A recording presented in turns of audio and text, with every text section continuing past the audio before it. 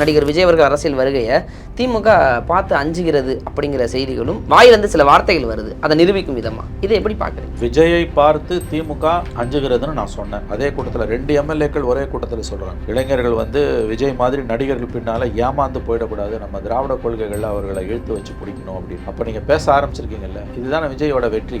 இப்போ விஜய் அவர்கள் மாநாடு போடலை, கொள்கையை அறிவிக்கலை, தன் பின்னாடி எந்த ஒரு கூட்டம் இருக்குங்கிறத ஒரு காண்பிக்கிறதுக்கான ஒரு மேடையாக எந்த ஒரு மேடையும் அமையலைங்கிறதுக்கு முன்பாகவே இந்த சலசலப்பு அப்படின்னா இதெல்லாம் நடந்தால் சார் இன்னும் கதறுவாங்க.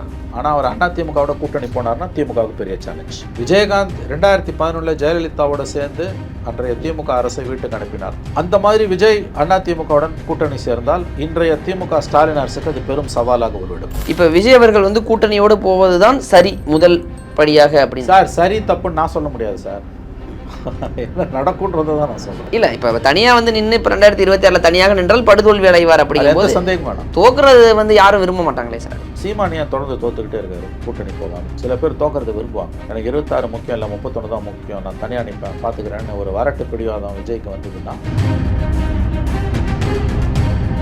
திமுக அப்படிங்கிறது ஒரு ஆலமரம் அப்படின்னு நீங்கள் பல முறை சொல்லியிருக்கீங்க. அதற்கான காரணம் கடைக்கோடி கிராமம் வரைக்கும் திமுக ஒரு வலுவான கட்டமைப்போடு இருக்குது அப்படின்னாலும் அந்த திமுகவையும் இப்போ கிட்டத்தட்ட நடிகர் விஜய் அவர்கள் அரசியல் வருகையை திமுக பார்த்து அஞ்சுகிறது அப்படிங்கிற செய்திகளும் அதை திமுகவில் இருக்கக்கூடிய முக்கிய நிர்வாகிகள் எம்எல்ஏக்களாக இருக்கவங்க வாயிலிருந்து சில வார்த்தைகள் வருது, அதை நிரூபிக்கும் விதமாக இதை எப்படி பார்க்குறீங்க? விஜயை பார்த்து திமுக அஞ்சுகிறதுன்னு நான் சொன்னேன். அந்த அவர் கொடியை ஏற்றின அன்னைக்கே நான் சொன்னேன். அதற்கு கடுமையான எதிர்வினைகள் கூட வந்தன. ஆனால் இன்றைக்கி அவங்க கட்சியில் இருக்கக்கூடிய பதவியில் இருக்கக்கூடிய எம்எல்ஏக்கள் பேசுகிற பேச்சை பார்த்தீங்கனால நான் சொல்கிறது உண்மைன்றது உங்களுக்கு நல்லா விளங்கும். அவர் எம்எல்ஏ பேசுகிறாரு, முன்னாள் அமைச்சர், மந்திரி பதவியிலேருந்து நீக்கப்பட்டவர் நாசர். அவர் சொல்கிறாரு விஜய் சினிமாக்காரர்கிட்ட நம்ம கட்சி போயிடாமல் நம்ம பாதுகாக்கணும்னு பெயரை சொல்லி சொல்கிறாரு. அப்புறம் வேணும்னா நான் கூட ஒதுங்கிக்கிறேன்ற மாதிரியான தோனியில் கூட அவர் பேசியிருக்கார். இன்னொரு MLA I think Poonamallee MLA நினைக்கிறேன், அவரும் இதையே சொல்கிறாரு. அதே கூட்டத்தில் 2 எம்எல்ஏக்கள் ஒரே கூட்டத்தில் சொல்கிறாங்க, இளைஞர்கள் விஜய் மாதிரி நடிகர்கள் பின்னால் ஏமாந்து போயிடக்கூடாது, நம்ம திராவிட கொள்கைகளில் அவர்களை இழுத்து வச்சு பிடிக்கணும் அப்படின்னு. அப்போ நீங்கள் பேச ஆரம்பிச்சிருக்கீங்கல்ல, இதுதானே விஜயோட வெற்றி. விஜயோட வருகை திமுகக்குள்ளே ஒரு சலசலப்பை ஏற்படுத்தியிருக்கு. பயம்ன்றது கூட பெரிய வார்த்தை, சலசலப்பை ஏற்படுத்தியிருக்குன்றது உண்மை. இப்போ விஜய் அவர்கள் மாநாடு போடலை, கொள்கையை அறிவிக்கலை, தன் பின்னாடி எந்த ஒரு கூட்டம் இருக்குங்கிறத ஒரு காண்பிக்கிறதுக்கான ஒரு மேடையாக எந்த ஒரு மேடையும் அமையலைங்கிறதுக்கு முன்பாகவே இந்த சலசலப்பு அப்படின்னா இதெல்லாம் நடந்தால் சார் இன்னும் கதறுவாங்க, இன்னும் தவறுகளை செய்வாங்க, இன்னும் புலம்புவாங்க. எனக்கு தெரிஞ்சதுக்கெல்லாம் அவசியமே இல்லை. திரும்ப திரும்ப நான் சொல்கிறேன், திமுக விஜயை பார்த்து அஞ்சுகிறதுன்னு நான் புதிய தலைமுறையில் பேசினேன். அந்த பேட்டிலே கூட நான் இதை தான் சொன்னேன். திமுக ஒரு ஆலமரம். நீங்கள் விஜயால் உங்களுக்கு சின்ன ஒரு டிஸ்டர்பன்ஸ் வரலாமே ஒழிய விஜய் உங்களை வீழ்த்த முடியாது. Vijay maybe a disruptor, you can be a victor. Vijay disrupt பண்ணுவார், அவர் ஜெயிக்க முடியாது. அப்போ ஏன் இவ்வளோ பயப்படுறீங்க? அதை நிரூபிக்கிற விதமாக தான் இன்றைக்கி காரியங்கள் நடந்துகிட்டு இருக்கு. விஜய் ஜெயிக்க மாட்டார் சார், ஆனால் தோல்வி அடைய செய்கிற அளவிற்கு ஒரு தோல்வி அடைய செய்கிறதுன்றதை தாண்டி திமுகவோட வாக்கு வங்கி அவர் குறைக்கலாம் தனியாக நின்னா. ஆனால் அவர் அதிமுகவோட கூட்டணி போனார்னா திமுகவுக்கு பெரிய சேலஞ்ச். விஜயகாந்த் 2011 ஜெயலலிதாவோட சேர்ந்து அன்றைய திமுக அரசை வீட்டுக்கு அனுப்பினார் விஜயகாந்த் அவர்கள். அந்த மாதிரி விஜய் அதிமுகவுடன் கூட்டணி சேர்ந்தால் இன்றைய திமுக ஸ்டாலின் அரசுக்கு அது பெரும் சவாலாக உருவெடுக்கும். நான் வார்த்தைகளை எச்சரிக்கையாக போடுறேன், பெரும் சவாலாக உருவெடுக்கும். வீட்டுக்கு போயிடுவாங்கன்னு சொல்லலை, அது அவங்களுக்கு நல்லா தெரியுது. அதனால தான் மந்திரிகள்லாம் எம்எல்ஏலாம் இப்படி பேச ஆரம்பிச்சிருக்காங்க.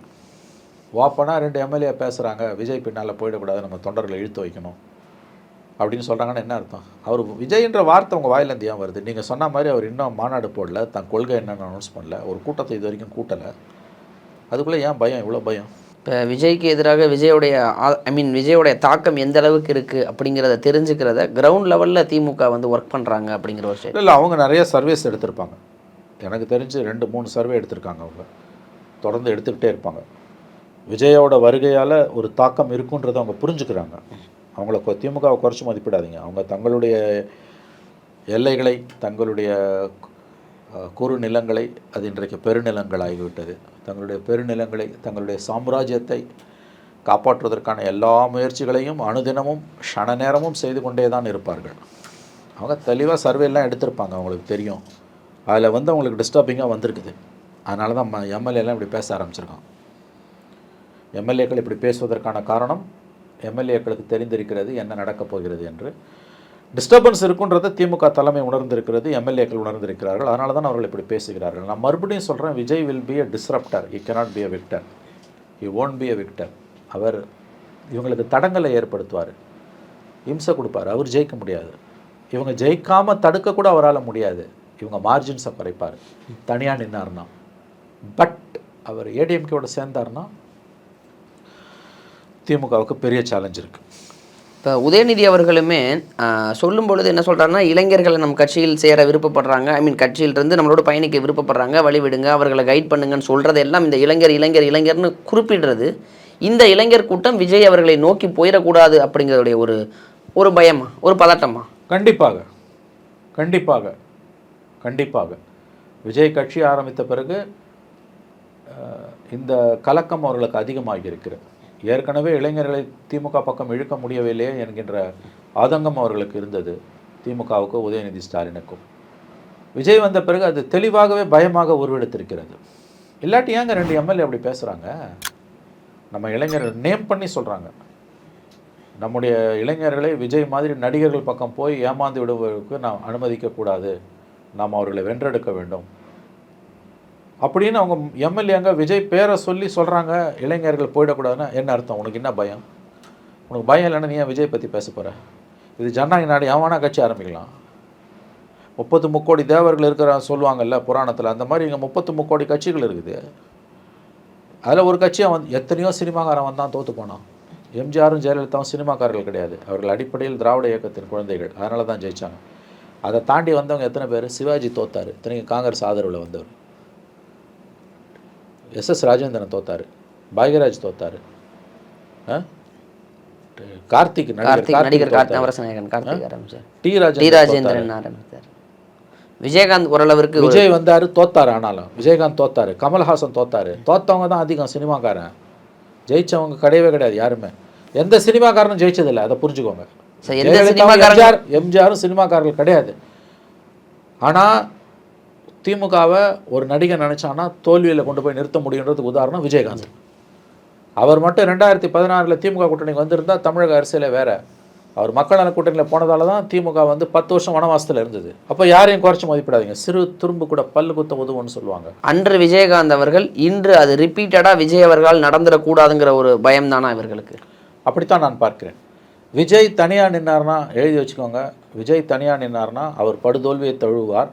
அதுவும் 5 முனை போட்டியாக தமிழ்நாட்டில் வறுமையானால் இப்போ இருக்கக்கூடிய திமுக கூட்டணி அப்படியே தொடர்ந்து, இப்போ இருக்கக்கூடிய எடப்பாடி தலைமையிலான அதிமுக தொடர்ந்து, இப்போ இருக்கக்கூடிய பாஜக கூட்டணி அப்படியே தொடர்ந்து, சீமானும் விஜயம் தனித்தனியாக நின்று 5 முனை போட்டி வந்ததுன்னா திமுக தெளிவான விக்ட்ரி, 175 + 200 வரைக்கும் கூட போகும், ஸ்ப்ளிட் ஆகுறதால. பட் விஜய் போய் ஏடிஎம்கேவோட சேர்ந்தார்னா டஃப் ஃபைட் இருக்கும். இப்போ விஜய் அவர்கள் கூட்டணியோடு போவது தான் சரி முதல் படியாக அப்படின்னு. சார் சரி தப்புன்னு நான் சொல்ல முடியாது சார், என்ன நடக்குன்றதை தான் நான் சொல்கிறேன். சரி தப்புன்னு சொல்ல நான் யார் சார்? இல்லை, இப்போ தனியாக நின்று இப்போ 2026 தனியாக நின்றால் படுதோல்வி அடைவார் அப்படிங்கிறது சந்தேகம் வேணும். தோக்குறது யாரும் விரும்ப மாட்டாங்களே சார். சீமானியா தொடர்ந்து தோத்துக்கிட்டே இருக்காரு கூட்டணி போகாமல். சில பேர் தோக்கிறத விரும்புவாங்க. எனக்கு 26 முக்கியம் இல்லை, 31 தான் முக்கியம், நான் தனியாக நிற்பேன் பார்த்துக்கிறேன்னு ஒரு வரட்டு பிடிவாதம் விஜய்க்கு வந்ததுன்னா திமுகவுக்கு கொண்டாட்டம். ஸோ 5 முனை போட்டியை சீமானும் விஜயும் உறுதி செய்வார்களே ஆனால் திமுகவின் வெற்றியை யாராலும் தடுக்க முடியாது. Okay sir. இப்போ பொதுவாகவே நடிகர்கள் அரசியலுக்கு வர்றதுங்கிறது பல நடிகர்கள் வருகிறேன் என்று சொல்லி வராமல் போனவர்களும் உண்டு, தோற்றவர்களும் உண்டு. விஜய் அவர்களுடைய அரசியல் வருகையை திமுக பார்த்து ஒரு சலசலப்பும் ஒரு பதட்டத்தோடையும் பார்க்குறாங்கங்கிறீங்க. ஆனால் அது வருவதற்கு முன்பாகவே பல எதிர்ப்புகள், ஒரு கட்சி கொடி அறிமுகத்திலிருந்து பல எதிர்ப்புகளை சமாளிச்சுட்டு இருக்கார் இல்லையா விஜய்? இதை எப்படி பார்க்குறீங்க? இது நீங்கள் ஒரு பத்திரிகையாளராக விஜயின் அரசியல் வருகை எப்படி பார்க்குறீங்க, அடுத்தடுத்த நகர்வுகளை? இல்லை, கண்டிப்பாக புதிய பிளேயர்ஸ் வரும்போது அவங்களுக்கான எதிர்ப்புகள் இருக்க தான் செய்யும். இப்போ கூட அவருடைய மாநாட்டுக்கான இடம் கிடைக்கல, ரொம்ப கஷ்டப்பட்டு தான் விக்ரவாண்டியில் வாங்கியிருக்கார். இது எல்லா கட்சிகளுக்குமே, புதுசாக வரக்கூடிய எல்லா பிளேயர்ஸுக்குமே இந்த ப்ராப்ளம் இருக்கும். விஜயகாந்துக்கு இருந்தது, அந்த காலத்தில் எம்ஜிஆருக்கு இருந்தது, எம்ஜிஆருக்கே இருந்தது. திமுக எம்ஜிஆரை பாடாத பாடுபடுத்துச்சு. 72 கட்சி ஆரம்பித்து எம்ஜிஆர் 77 ஆட்சி அமைக்கிற வரைக்கும் அந்த 5 வருஷம் திமுக மிகப்பெரிய பாதிப்புகளை, சேதாரங்களை அதிமுகவுக்கு ஏற்படுத்தியது. பொலிட்டிக்கல் வயலன்ஸில் மட்டும் 18 பேர் செத்து போனான் ஏடிஎம்கேல. ஸோ அதெல்லாம் நடக்கும். அதனால் அந்த ஆஸ்பெக்டில் நம்ம அது ஒன்றும் பெருசாக அதில் பேச எதுவும் இல்லை. That's natural. தன்னோட பொலிட்டிக்கல் ஸ்பேஸை எந்த கட்சியும், எஸ்பெஷலி டிஎம்கே விட்டு கொடுக்காது, ஒருபோதும் அவங்க விட்டு கொடுக்க மாட்டாங்க. அதை எதிர்கொள்ள அவர் தயாராக இருக்கணும். முதல்ல இவர் இன்னும் அரசியல்னு நமக்கு தெரியாமல் விஜயை பற்றி ரொம்ப பேசுகிறதே அபத்தமானது. முதல்ல அவர் பிப்ரவரியில் கட்சி ஆரம்பித்தார். அதை கூட அவர் அனௌன்ஸ் பண்ணலாமல் அவருக்கு அடுத்த நிலையில் இருப்பதாக கருதப்படுகிற புஷி ஆனந்த் ட்விட்டரில் அனௌன்ஸ் பண்ணிட்டு போகிறார். ட்விட்டரில் கட்சிக்கு ஆரம்பித்த ஒரே தலைவர் விஜய் தான். நான் பார்லிமெண்ட்டுக்கு வரல, அசம்பிளிக்கு வரேன்ட்டு. அடுத்து என்ன பண்ணார், கொடியை ஏற்றுறாரு, பாடலை வெளியிடுறாரு. கட்சியோட கொள்கை என்னன்னா அது அடுத்த மாதம் மாநாட்டில் செப்டம்பர் 22 தான் சொல்லுவேன்ட்டு போயிட்டார். அது கூட அவர் சொல்ல அனௌன்ஸ்மெண்ட்டு. ஸோ நீங்கள் கட்சி ஆரம்பித்து 6 மாதமாக வாயை திறந்தே பேசலை, ரிப்போர்ட்ஸ்கிட்ட பேசணும்ல. மக்கள்கிட்ட எப்படி பேசுவீங்க? த்ரூ மீடியா தான் பேசுவீங்க, ப்ளஸ் பப்ளிக் மீட்டிங். இது வரைக்கும் ஒரு பப்ளிக் மீட்டிங் ஒன்று கூட அட்ரஸ் பண்ணல, ஒரு மீடியா கான்ஃபரன்ஸ் அட்ரஸ் பண்ணல. கட்சியோட கொள்கை கோட்பாடுகள், பேசிக் பிளானிங் என்ன, ப்ரோக்ராம் என்னன்னு தெரியாமல் நம்ம என்னத்தானே அவரை பற்றி பேசுகிறது? நல்லது கெட்டது எதுவுமே பேச முடியாது. ரெண்டாவது, கொள்கை கோட்பாடெல்லாம் எல்லா கட்சியும் இருக்குது, அது ஒன்றும் பெரிய விஷயம் கிடையாது. அது எல்லா விதமான உயர்வு நவிர்ச்சியும் போட்டதை போட்டுக்கலாம்.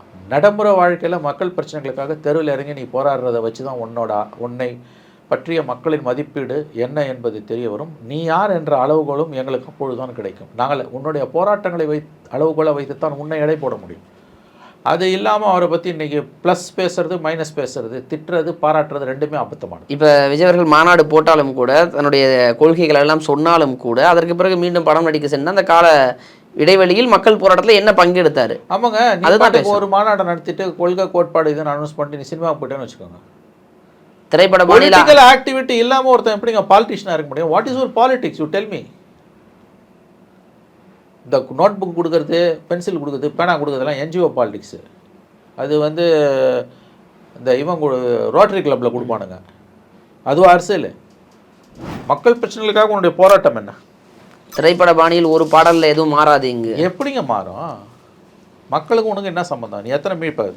தப்போ ரேட்டை சீமான் டெய்லி மீடியா கிட்ட பேசுகிறாரு, போராட்டங்கள் அனௌன்ஸ் பண்ணுறாரு.